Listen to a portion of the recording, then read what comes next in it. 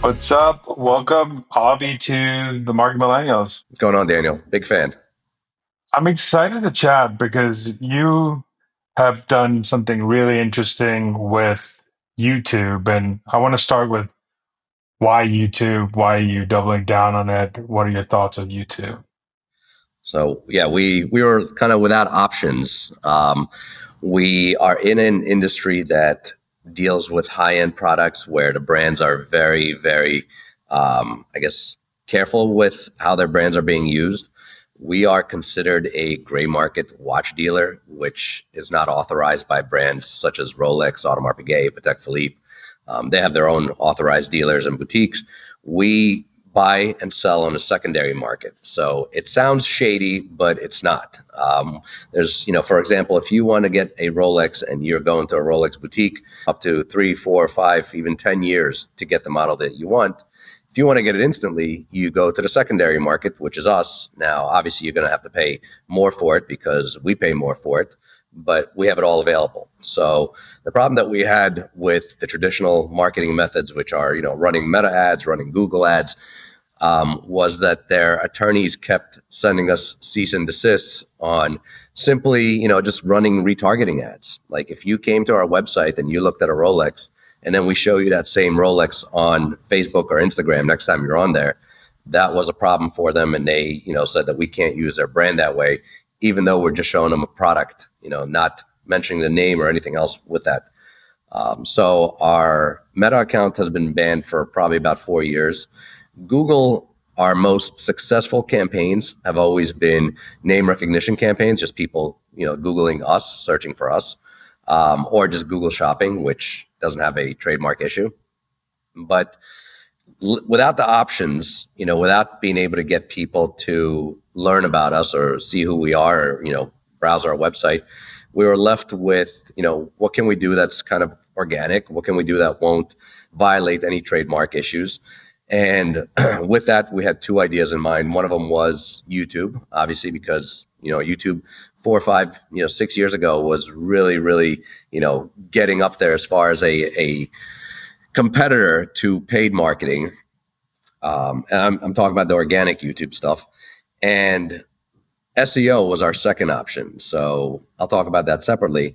But YouTube at the time, the industry was getting a lot of attention. This is pre-COVID. COVID took it to a whole new level, but people were getting a whole lot of interest in buying and selling luxury watches just because you could buy it today for $10,000 and sell it tomorrow for $12,000 and quickly make a profit. So we started a show that my whole concept was, if you're a fan of $1 million listings, which I was at the time, was to create $1 million listings for our business. Who are the people buying, 6-figure watches? What do they do? What does their house look like? What does their life look like? We started producing a show like that, and we hit a brick wall because most of these customers don't want to show themselves. They're, very private individuals. They don't want to, show their wealth to the world. So we said, okay, what can we do that others haven't? And that was kind of going behind the scenes, showing what we do, how we run this company, our salespeople, our growth, our problems, our drama. I mean, it's funny, like the episodes that get millions of views are typically the ones where, you have some sort of drama, like, a 6-figure FedEx package has been lost, or, a customer who owes us $300,000 is not picking up the phone. Somebody used a fraudulent check to purchase a watch from us. All these things are really the ones that are getting the most attention.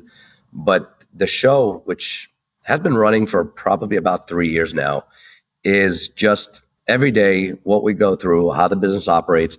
It's our path, to growing our company and becoming, a major player, which, to be honest, that YouTube exposure has achieved. I mean, it's opened up doors that we could not open with any paid advertising in the past. I mean, we have meetings with manufacturers. We're getting invites to the biggest watch shows in the world. Our entire staff is recognized, when they walk around in the streets. Like, we made celebrities out of watch dealers, which was never a thing. And I didn't realize how how small but how enthusiastic the watch collecting world is. I mean, to the point where I just, I'm the producer of the show. I've been on the show maybe a few episodes, kind of like in passing. I was recently at Fort Lauderdale Airport with my family flying back, and a police officer stopped me and was like, "Hey, are you on TV?" I said, "No, I'm not on TV." It's like, "You're on something." I said, "Maybe YouTube." He's like, "There, that's what it is. You're on the Watch channel." I'm like, "Wow, I can't believe that this guy recognized me." I felt amazing because my kids are right next to me, like a celebrity in their eyes. But that was, the path that we took, and it's ever changing. Every day we have to come up with like, what do we want to do? Do we want to do something like crazy dramatic, that will get the views, or do we want to do something that's a lot more serious that will, gain the right sort of viewers? And it's constantly a balance between, more views and the right views. And that's our struggle day in, day out. Well, I think the first thing I'd like to say is constraints are probably the best marketing tool that people don't realize. When you have big budgets, it's hard to, oh, you could invest in YouTube, you can invest in Meta, but if you can't go on Meta, you can't go Yep. in other channels that are restricting you. You have these constraints and do creative marketing things, which YouTube is creative. I also love that the channel does a good job of mixing news and behind the scenes. So you're also sharing your expertise that you understand the industry, not only understand watches. And I think you hit it at the right time too, because you started right when the uptick. Because I remember, I mean, even on TikTok for me, I get fed all that those New York watch The slingers, and negotiations. yeah, they go behind the scenes, and you don't really see the clients like you said because they are private. But Yeah. like somebody wants to watch this watch, and they do this, and it's the drama. Are they going to make the deal or not make the deal? And I think it's good, and you guys do a really good job of doing Yeah, we try to that. split the content between two different channels. So we have our company channel, which is Luxury Bazaar. That's, we try to do more of the educational stuff there. And then we have the Gray Market series, which is the Roman Shark channel. Roman is the founder of the company. And I always believe that people follow personalities, not brands. So I chose to do it on his channel. And that's, it grew his channel from, I think we were struggling at somewhere around like 30,000 subscribers to now we're at 475,000. Some videos have gotten millions of views, but ultimately, what we realized is that, everybody kept making fun of it. When I first said, let's go all in on YouTube, there are some other partners in the company. They're like, oh, Roman just wants to be a star. Like, this is all just a waste of money. Cameras everywhere. We hired a whole team, like a whole production. We built studios in our offices. They said it's just a complete waste of money. A year into it, they're like, wow, okay, that was not a waste of money. The amount of clients, the amount of awareness that we generated was finally like quantifiable. And like they were able to see that, like, okay, YouTube is responsible for the growth of the company, the growth of revenues. And along with that, obviously, we did a whole bunch of social, like Instagram, TikTok, everything else that you could think of. I want to go into that mentality of the rise of the personal brand and the institution, because obviously you could see if you go on your YouTube, Roman, 477K subscribers, Luxury Bazaar, 77K, which are still impressive numbers for a company profile. But um, what when did you see that flip? Because obviously, like the trust in institutions have been going down for a while, but now people are hitting it. But you hit it right before the climb of like this TikTok and YouTube Shorts and all that good stuff. So what sparked that in your mind? I mean, I just kind of like, I try to be, empathetic to like our customer, like who is it and what are they interested in? And I mean, just think about anybody else, like, a brand, you kind of assume that whatever they're putting out there is meant to sell you on something. Whereas a personality, it's more their opinion, their expertise. And I wanted to position Roman as a thought leader in the industry, and his opinion, his expertise. I mean, he's been doing this for over 20 years. It actually has value. Like people care for it. I mean, he has a. I'm not sure if you're familiar with. There's a company called Minect. It's like pay for text messages or to have a conversation with somebody like whether it's I don't know a celebrity or an expert or something. He has an account on there, and people pay him just to ask his opinion. Like, hey, do you think this is a good watch for me? So using him as an expert and as a thought leader, I said, okay, we're going to create this content under his brand because making the company, a thing is going to be way more difficult than making Roman a thing. And to me, it didn't really matter if people are searching for Roman or searching for Luxury Bazaar because they're one and the same. And it turned out that, again, my belief in personalities being bigger than brands was on point. And when we hit that, you kind of saw that all over TikTok and all over Instagram. Influencers were becoming a thing, creators was becoming a thing, and brands were just kind of trying, and they still are. Some brands do it better than others. They integrate humor. They're able to make fun of themselves. Those are the brands that you follow because they're entertaining. But otherwise, you're very limited in what kind of the brands that you actually follow. You're mostly, if you take a look at who you follow on social, it's people. And we were trying to create something that connects people, just one-to-one type of connection. I want to go into the operational side of this. So if I was a company today and I wanted to start on YouTube, what are the first 3 steps or 4 steps I should take to do that?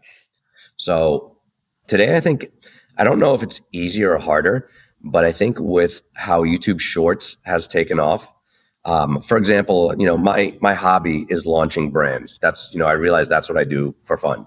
So I recently, launched like a little men's grooming brand on the side. The first thing I did was just create shorts. Shorts will start to, I guess, whether it's, I don't know if that's a thing or not, but it'll warm up the account. It'll give you time, like you could put out videos, see what works, see what doesn't, what type of content, hits and what doesn't. So I just started by putting out shorts, which is what I would recommend to everybody. And then I would think, what do I do that people don't actually have access to? I kind of, it's funny because a lot of my buddies have been like asking me like, hey, what should I do? And I'm almost applying that whole behind the scenes thing to any business in any industry. Like, oh, you're a mortgage broker? Why don't you just show people how you go through like deals, how you qualify people? Oh, you're a realtor? Show them your daily, day-to-day life. Like, what is it that you do? People think that realtors just open up doors and flip light switches.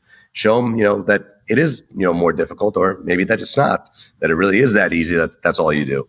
But give people like a fly on the wall type of preview of like, your business, the behind the scenes of it. I think that applies to almost every industry. So what I would do is I would start with just shorts, something either educational or something entertaining. There was recently, I don't remember her name, but there was a girl that started TikToks. She works at a car dealership and her stuff went viral. She did almost like the office type of setup for the dealership. I think the first episode she put little ducks everywhere and she kept recording people saying like, what are these ducks? Like, who keeps putting ducks everywhere? And it was nothing crazy, but it performed so well that she said, okay, I'm going to continue doing this. So I think it's just, if you do something that is, I don't know if you would say special, but if you do something that requires expertise or knowledge, then the first thing I would recommend is start with short form content about educating your viewers about what you do or how you do it or how they can do it better. Or, let's say, I don't know, give me a job, give me a business, throw a business out there. Let's just go with plumbing since I worked for a service Okay. software provider before. Plumbing is probably one of the easiest ones. Now, you would think that you don't want to teach people how to do what you do because that would be silly. They would do it themselves. I Google stuff on how to, I had I wanted to install a water filter for my Instant Hot in my kitchen. I ordered it from Amazon. I got it. I was like, okay, this is super easy. Let me watch the YouTube videos. I saw the videos. I got under the sink and I'm like, okay, there's no way I'm going to try to do this and possibly cause a flood or a leak in my kitchen. I'm going to call a plumber. So showing videos on how to actually do things, although again, a lot of people think like, well, why would I teach people? Because teaching people makes you the thought leader, makes you, the industry expert. And to do it on a local level is even more powerful because you become like, I'm based outside of Philadelphia. So if I would like see somebody like, hey, this is Philadelphia's best plumber, then that's the guy I'm calling. Like I recently, if you're familiar with Philly, and a lot of people are with the Eagles going to the Super Bowl, cheesesteaks are that's our food here. So I saw maybe about a year ago, I saw a reel on Instagram, or it might have been on TikTok. Philadelphia's number one cheesesteak is from these guys you never heard of. I watched it. I'm like, oh my God, I know these guys. They're around the corner from my office. I'm going to try their cheesesteak. It was delicious. I can't say it was the best one, but like the claim that they have the best cheesesteak that nobody's ever heard of, could be completely false. But it got me as a customer. And I've actually been a customer of theirs for the last year just because of that one simple reel. So as a plumber, I would obviously concentrate on local stuff, but I would show people, here's what happens when, it gets cold and your pipes freeze. Here is what to do when your hot water is not, working, or your hot water heater is not lit. Here's how to relight it. Why you should install a whole house water filter. Things that people are constantly thinking about or even researching. If you are there, and we all know that, our phones listen to us, everything that you say. So if you are just, talking to your wife about like, I think we should have a hot water filter, installed in the house, it's almost guaranteed that you're going to get some content about that, in the next few minutes. So you want to be that piece of content that is out there. And whether organic or paid, I think, that's the way to go. Just pump out as much content as you can about what you do, what your typical, client is asking for, what the typical service is, how much it typically costs. Like these are things that people are interested in. Okay, one serious question before I ask you the next question is, what is the best Philly's cheesesteak in Philadelphia? You know what? I can't tell you that. Like everybody will go to like Geno's or Pat's, like they're the most marketed ones. I don't agree. I mean, we have Steve's Prince of Steaks, which is like, it's not as big as, Pat's or Geno's, but that if you survey people from Northeast Philly, they will say that it's Steve's. Um, Me recently, again, it's that one reel. It's Berardi Brothers. I mean, like one reel changed my entire cheesesteak life. Um, I want to also go into what is your team? What does the YouTube team look like? So we talked about the what you would do at the beginning if you didn't have much resources or you're just getting started. But what does like a full blown I mean, YouTube production look like? a full blown one, which took us, a while to get up to. When we first started, we had one videographer, and everybody kept, delaying. Like, no, no, no, we need to hire a camera guy. We need to hire a sound guy. I said, no, you need to turn the camera on. Turn the camera on, start recording. This episode goes live next Monday.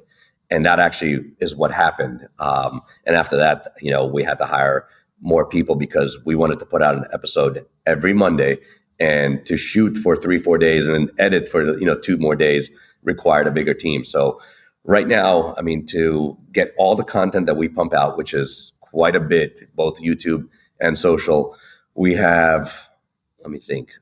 I mean, we just, well, I guess we have three full-time videographers, one of which is, outside the office, two full-time in the office.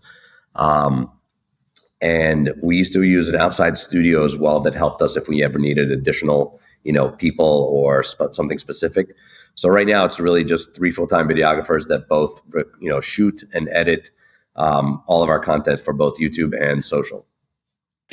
And what does it look like, the brainstorming process of, hey, I want to do a new series or a new type of video?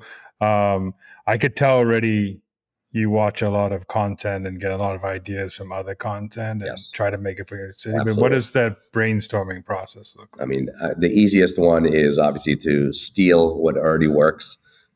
Just do it in your own way with your own flavors. My thing is, I reverted back. So recently, I'm launching a new series here, and the way we came about this one was like, okay, first time we launched a series, we based it off something that I personally liked, which was $1 million listings. Said, okay, what is another series that people really, like? Let me ask you, what's a series that's been on the air for quite a bit of time, has a lot of successful entrepreneurs on, and everybody loves it? Probably Shark Tank. There you go. You got it. First hit. I mean, Mm. it's very simple. I said, okay, I love Shark Tank too. And I was like, well, the founder of this company, his name is Roman Sharf. Sharf is like shark, similar. What if I do Shark Tank? And I was like, okay, how do I structure that? And it's funny, like last week I was in New York scouting studios. We're actually launching a new series. I changed the name from Shark Tank to Watch Sharks, just because I thought, like, if somebody comes in, what are they going to say? Hello, Sharfs. That would only work if like Roman Sharf's family was on the panel. So we're doing a series where somebody comes in to sell a watch to a panel of 5 expert watch dealers from all sorts of different areas, and they are going to bid against each other, try to steal the deal, whether partner up on a deal, offer different terms, make fun of each other, argue, fight, whatever, the same sort of stuff you see on Shark Tank. We're going to launch that for our industry. I don't know if it's going to work. I don't know if people will love it. I think it's a cool concept. We have some really entertaining, panelists. So what I decided to do was like, okay, let's start it in New York. It's, about an hour and a half away from us. Some of the most recognizable watch dealers are based in New York. And also they happen to have a huge social following. So we took a couple of those that have really, charismatic personalities and really big followings. We put them together. They specialize in certain products.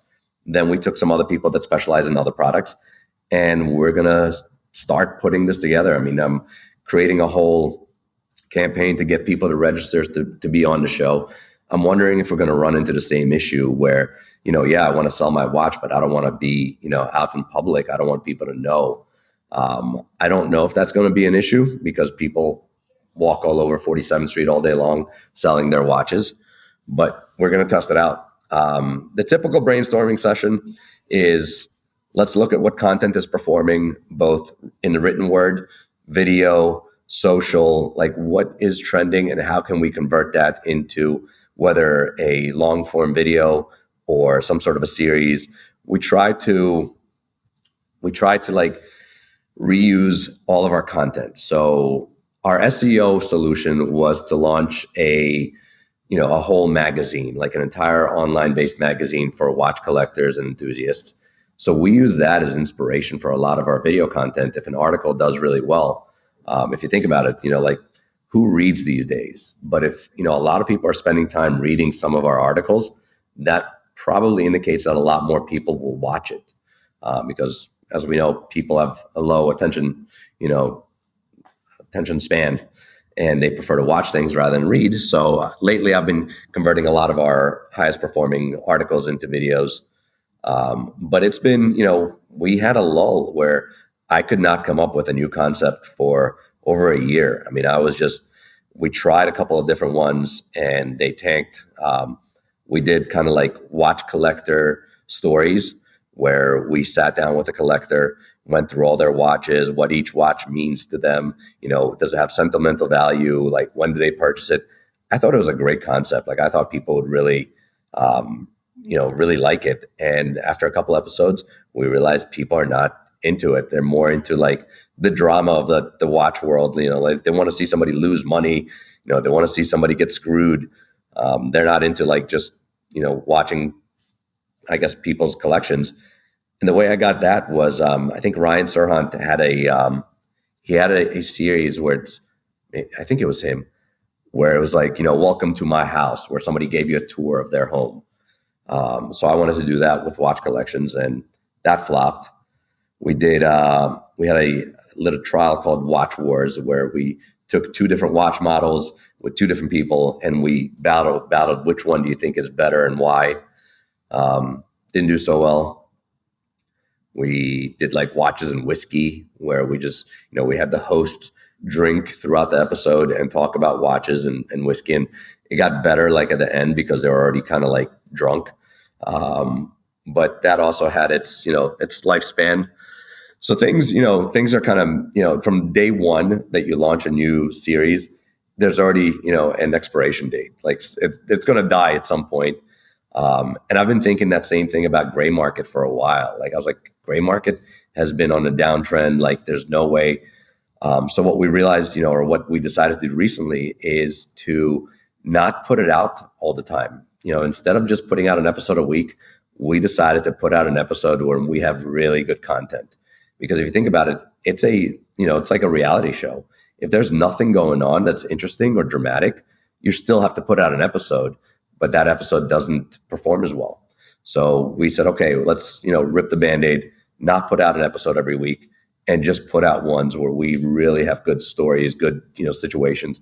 We're still recording, we're still doing things, but we're contemplating doing like almost like a Netflix style situation where we record 10 episodes, we edit them, we really put the whole storyline together, and we release them, months from now when it's all done, rather than once a week. What is your bar for what is flopping? Like what are metrics you're looking at, and when is the time you cut the cord and say, hey, we need to stop this series, we need to pivot somewhere else? What does that look like? Unfortunately, the only metric that really has any say here is views. And it's funny because, again, like I said earlier, my balance of views to quality viewers, like which one's more important? Well, to me, they're both important. And think about it, like if a video only got 5,000 views, but these are high net worth individuals that are interested in your content, that will come to you to purchase a watch, versus 1 million views, of which 60% are 14-year-old kids that are far from buying a watch at any time soon. I mean, what's the definition of something going viral? Something going viral is everybody sees it, and the majority of those people are not your ideal customer.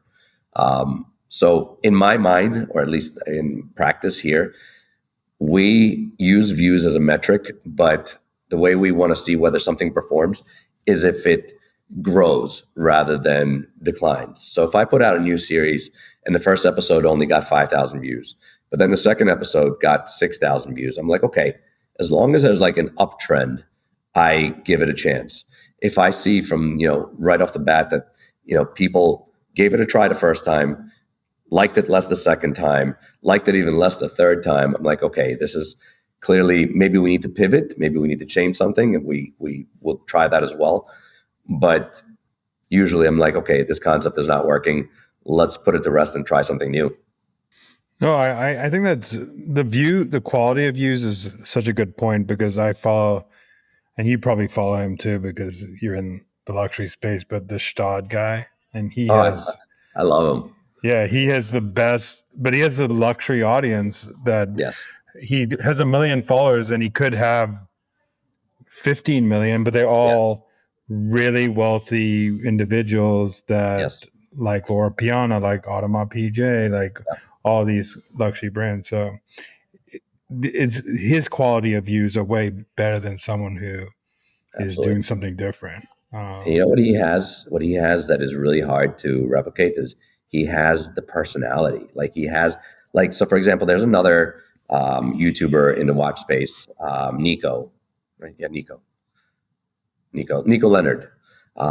He's I think he's from the Netherlands, but he's based in Ireland, and he has this like comedian's like charisma and personality, and like you're entertained by him. You could talk about anything and be funny, or just he's captivating.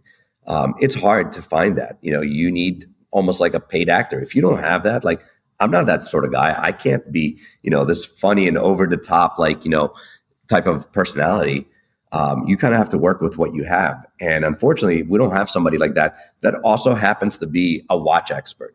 If we did, then we might be able to replicate what the Stad guy, has done, because he has that really entertaining personality, and he also knows what he's talking about.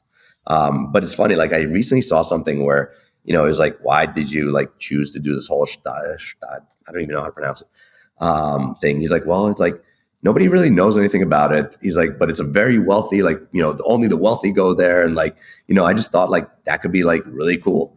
And like he doesn't sound like that, and like normally he doesn't talk like that, but when he does that whole act, it works because he also like introduces you to like his Loro Piana outfit. Like he dresses really well, and like you kind of want to like copy his stuff.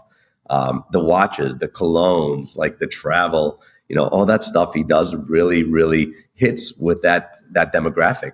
And he's done a very good job. Yeah, you're right. He could have many more millions of followers if 15-year-old kids knew what the hell he was talking about. They have no idea. He also, I saw a video. He starts off the video in French, so people who don't think it's not a that don't understand French, they think they're seeing a French channel, and then he goes into speaking because people who are well traveled and stuff like that would be like, oh, he's just saying welcome, boys and girls, but he says it just to basically cut people out of the audience that are not his audience, which is pretty cool. I want to ask you, what is a big mistake most brands are making on YouTube? A big mistake most brands are making on YouTube. Not putting themselves in the shoes of their average viewer or who they want their viewer to be. And again, I see this a lot from friends of mine. Like they create content, they just think like, I guess somebody at one point said, any content is good content, and that's not true. If you want to succeed on YouTube, you need to think of yourself as like as enthusiastic and 10x that. On camera, it doesn't translate. So when we're recording stuff, we actually tell, our staff, like, whatever you think is like you being enthusiastic, do more. Like move your hands, yell, whatever you want to do, because video, tones it down. So two things you want to do. First, imagine that you want to get people's attention. And how would you do that? By being enthusiastic, by being charismatic. And second, tell them something that they might want to know. Like don't just, I have a buddy and I use mortgage a lot because, some of my friends are in mortgage. And he just, puts out these videos and he's like, hi, everybody. Today we're going to talk about pre-qualification. I'm like, dude, why are you doing this? Like, this is not going to perform. Like, he won't take my advice. There are ways to package that up. Like, first thing you need to do is the same thing you need to do in all social video is come up with the hook. Like, what's the hook for that? If I'm talking about, mortgage pre-qualification, how am I going to hook a viewer? Well, I would think, okay, pre-qualification is something you need in order to buy a house. So maybe I would start the video with like, don't try to buy a house until you do this, like just something, like some way to capture people on YouTube and obviously on social as well. And then go into like, you're trying to buy a house. First step you need to do is obviously work with a realtor. In order to do that, you need to be pre-qualified. Like you have to like grab the viewer's hand and walk them through the process and do it in an entertaining manner. You can't just, it can't be boring. People don't watch anything that, puts them to bed. So you have to be super enthusiastic, super charismatic, and talk about, it could be any topic, but make it entertaining. Make it something that, people be like, okay, I'm going to watch this. So the first 5 seconds have to entice you to watch the next 5 seconds. And that keeps going on until the video's done. Yeah, one of the best tips I've ever gotten for just content is write the hook before the content, because if the hook sucks, then the content's going to suck. So don't even write or do that video if you don't have a good hook for it. I still can't get myself to do that. Like I plan out videos and I'm like, oh shit, what's the thumbnail? What's the title? How are we going to hook this? Because I think about the concept and then I'm like, okay, well, now we need to figure out how to hook it. The hooks for short form videos, we do that. So for short form videos, if you ever seen one of those images that has like, 50 hooks, like I can't live without this, so we use that a lot to inspire our short form content. Like, okay, let's fill the blanks with something that matters for our industry. Yeah, I mean, great marketers steal like an artist. So the best thing you could do with any content if you're starting is what you've been saying forever is a TV show that's popular. How could you do it for your industry? Is there videos that people are doing with great hooks? What how could you just do that for your industry? I do the same thing with memes. I just take whatever meme has worked in Yeah, another industry and just hook it for marketing, and that's yep, how it works. I don't reinvent the wheel all the time unless I see something that's funny and it comes to my head. But it's way easier to find something that has worked and then just do it for your industry. absolutely. I mean, we have people here that their goal is to sell watches. They're salespeople. They want to get awareness. They want to get exposure. But one woman in particular, she does not want to be in front of the camera. Like, she's not comfortable being on camera. So our entire team spends their day coming up with memes, for her account, which have generated millions of views.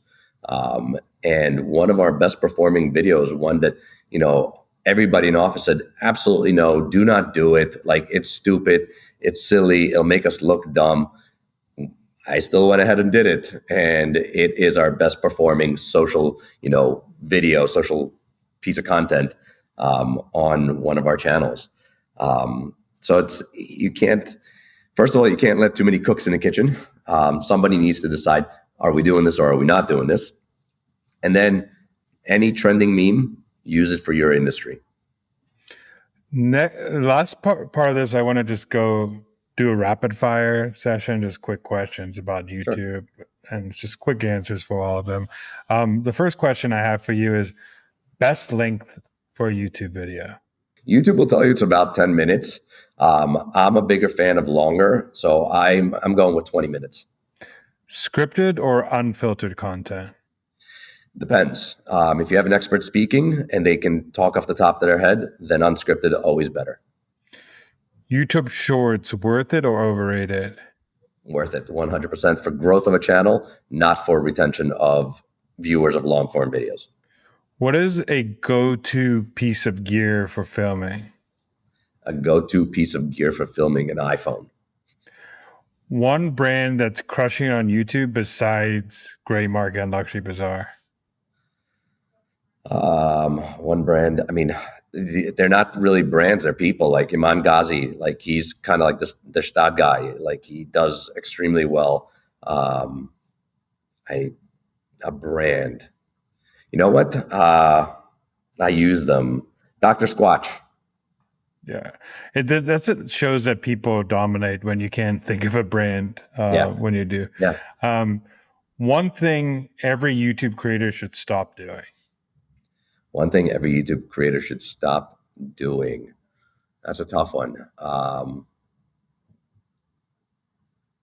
don't know. I think everything that they're doing, is always a test. You have to test everything. You do it all. If it works, great, continue. If it doesn't, stop.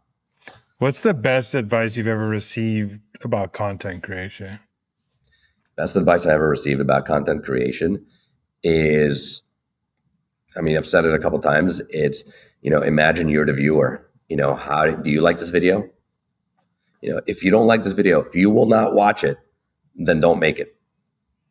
And then the last question I have for you is what is a marketing hill you would die on?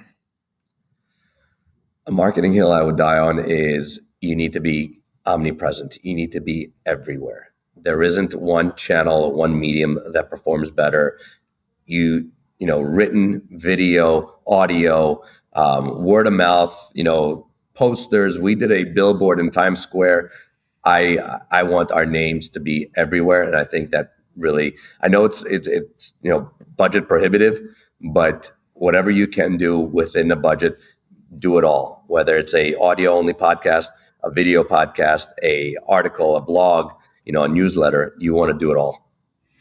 And lastly, where can people follow you or Luxury Bazaar or Gray Market? Obviously YouTube, but where YouTube, else? yeah. For YouTube, obviously, you have the Luxury Bazaar channel, which is more educational. You have the Roman Sharf channel, which is the entertainment side. Me personally, I'm on Instagram at Avi.Shenkar. I don't really put out any content on social for anything other than just stuff that's interesting to me. So I can't really say there's a reason to follow me, but definitely follow Luxury Bazaar, follow, Roman Sharf, watch the Gray Market channel, or find us on Instagram. I think you should be more YouTube videos so your kids could get more hyped up in public when people stop you in the streets. You're not wrong. I started a podcast. Like I actually had a video podcast for Luxury Bazaar, and I kind of like did first. It was almost like a behind not what was that show called where people would sit on a couch and watch an episode of something and like talk about it. I don't remember what it was called, but like I did sort of thing. Let's talk about this episode. What happened that wasn't on screen? What how did you deal with that? And then I kind of lost not the interest to do it, but I lost the inspiration to keep coming up with new ideas for it. I think that's the hardest thing about podcasts, YouTube, all these things is if you the idea wheel, you just got to keep on it. And the best way I've heard most people, I mean, you do the same, I do the same. It's just continue consuming a bunch of things because that's where the best ideas come from usually. Yeah, I mean, it's really hard. Like I imagine every week you have to come up with something that you think would be valuable to your viewers or listeners. And it's tough, especially if, you have other things going on. In your field, and I'm sure it's extremely difficult, but luckily there is constantly something going on that you can talk about. So I think you do a very good job at it. I mean, I listen to the podcast, I read the newsletter, I consume a lot of it, and I find it to be very valuable.